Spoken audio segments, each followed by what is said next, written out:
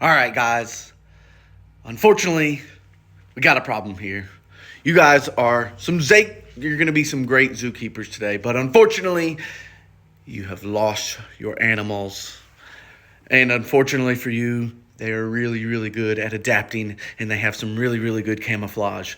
So, what you have to do today is you will have to go to another classroom and find all of the animals that have escaped. They're going to be camouflaged. So you're going to try to find them all and get them all back up. Now, there will be some that have some warning coloration, and they're going to let you know that you cannot touch them with their hands, right? They're going to be bright. So you're going to have to use the materials that you guys have. Some of you helped me out last week of creating some different things that you could use to capture them. But there are four of those that you have to find, four of those animals that you have to find. And make sure not to touch them with your hands because then you will be poisoned. All right. So you're looking for your animals that are camouflaged in a different room.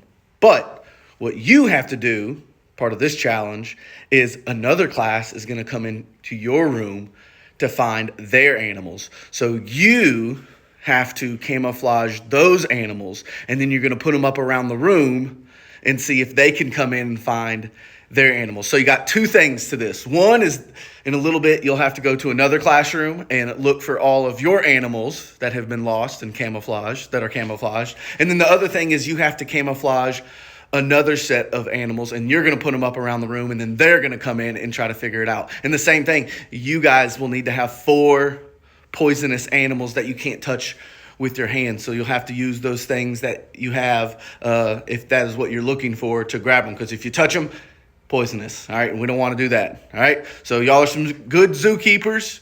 So make sure to blend in really well. Make sure it's really, really good camouflage. Now, what you're not doing is you're not just hiding that animal behind something, because that's not what we're working on right now. We're working on those adaptations of camouflage or coloring. And so you can't go hide it behind somewhere, but you can put it up and make it blend in with something around the room. All right. Not underneath the chair, not super high where they can't get to it. But make sure that it's out and about, but that it has some really good camouflage. Good luck, zookeepers.